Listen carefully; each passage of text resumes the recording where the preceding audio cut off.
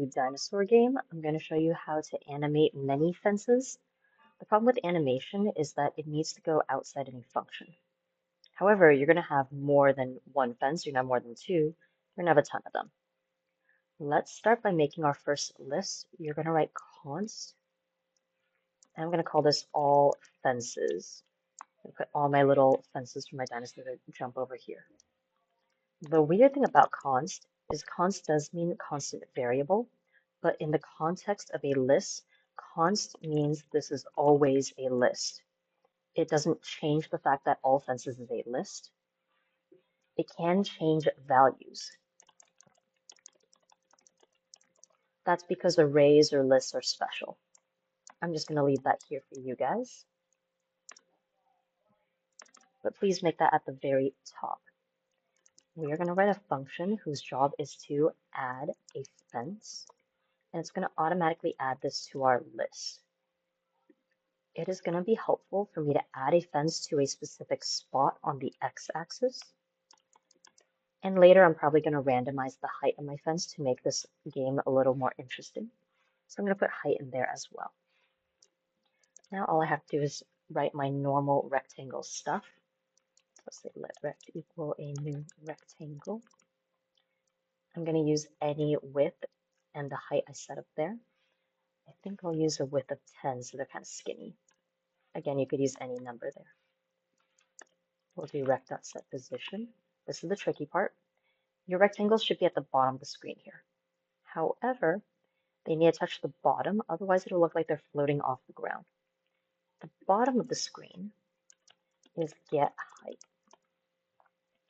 However, we want the fence to not be off screen down here. We want it to be slightly above the ground.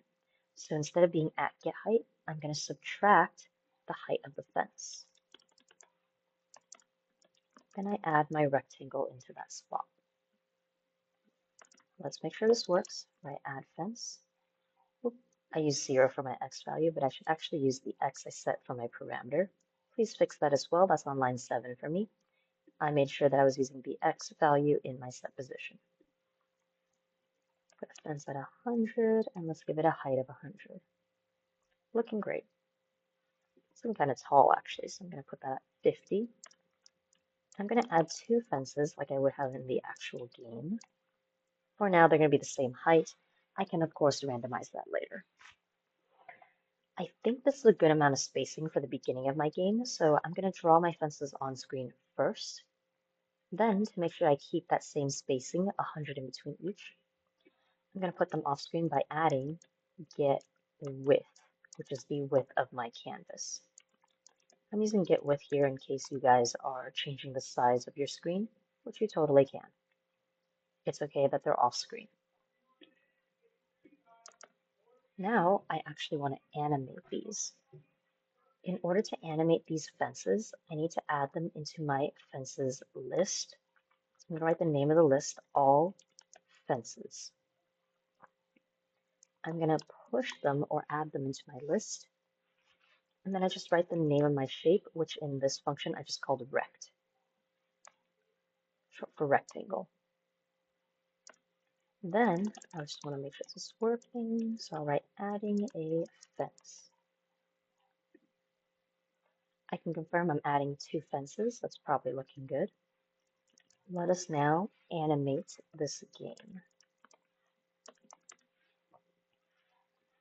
The tricky part about our list is that we're going to have more than one obstacle in here. There's going to be more than one fences at all time.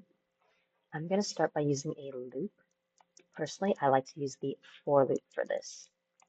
I'm just going to copy the format that we had before in our notes, and we're going to modify some of these pieces. Count is always your last number. My last number should be, well, however many things are on my list. That number of things can change, so I want to use a special variable in here.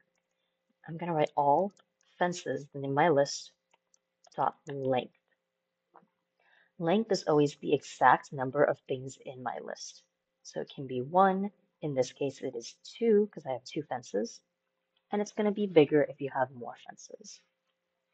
All we're going to do here is say let our first fence be the thing in my list.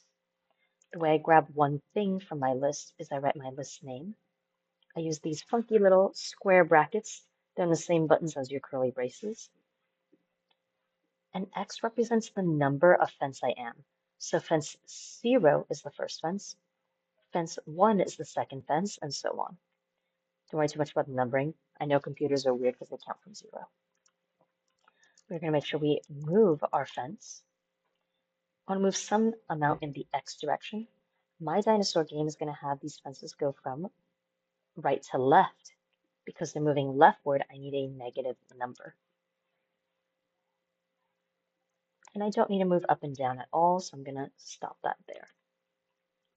Let us do a quick set timer on this animate game function.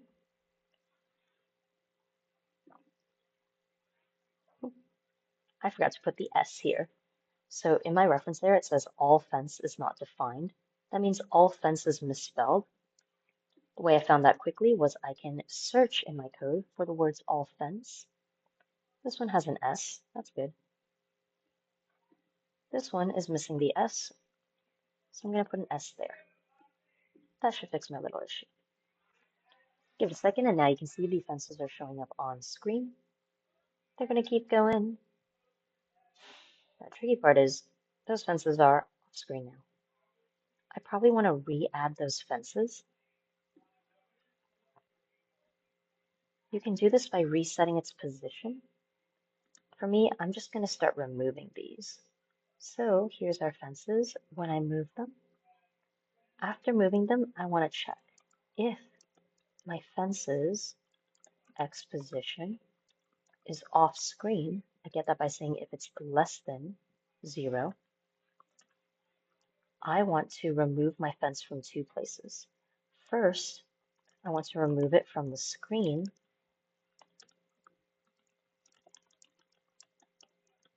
And secondly, I want to remove it from my list so that I'm not going to use it over and over again. So I'll say all fences dot remove the item at position X. That just saves some memory so that we're not running this over and over again. And then I'm just going to print out removing a fence so that we can see this working in action. And so my fences were added automatically at the same time. When this fence goes off screen, it should now disappear. Removing a fence, and we'll check that again for this one. Removing a fence. Looking good. Now you may have noticed they disappeared a little bit early. Because rectangles are set by their left corners here, you're going to see the moment that left corner touches 0, it actually disappears. I want to give it a bit more time. So I'll say if fence get X is less than, and let's give it a little bit more time to actually remove itself. Less than, let's say, negative 10. That way it's a little further off screen before it goes away. Let me double check with that first fence. It's going, it's going, it's going. And it should disappear a little bit after. Now it looks good. The same thing for the second one. Now this is where people get a little confused, so I want to make sure I can help you add some fences in. All the stuff that I have outside my function here, it's actually going to be really useful to put those inside a setup, or like a start game function maybe, whatever you want to call it. So I'm going to put all my adding of fences in here. I'm just cleaning up my code a bit. When I start the game, I add those 2 fences, and I can start the timer to animate said fences. Remember that if you're cleaning up your code with me, we're going to put start game and make sure we actually run that. There should be no changes. All I did was put this into a function that I can now hide and make it nice and neat. Or if I need to restart my game, I can call this function really easily. Now we want to make sure we add a fence when we remove a fence from the list. So after removing a fence from the list,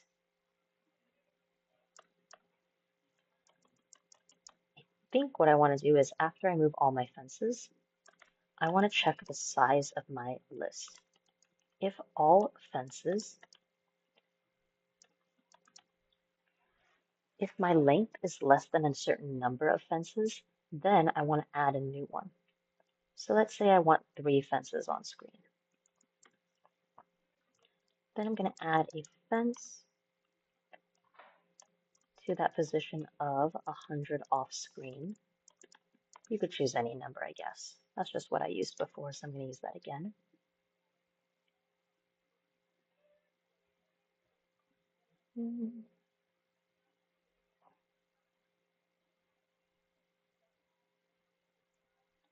And now we kind of have some fences going.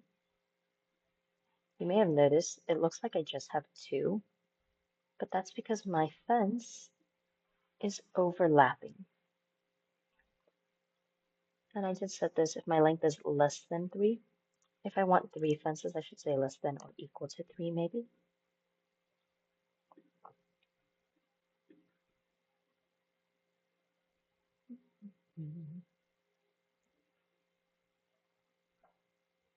There we go. Adding our fences, making that look all nice.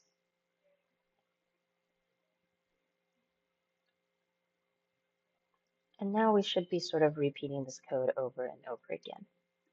You can track exactly how many fences you have by taking a look at that console. I could print out that number too. I'm going to leave you with a little bit of glitch with that, but we should have enough. I say glitch because I'm adding 4 fences. See if you can figure that out.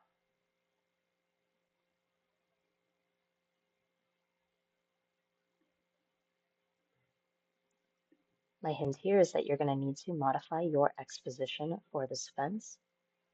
I currently have it set to be the same 1. You might want a different value for this. But for now, that is animating all your fences. I'd recommend modifying this so you have some sort of randomizer in here to change up the height. But again, it's your game, you get to make that as you want.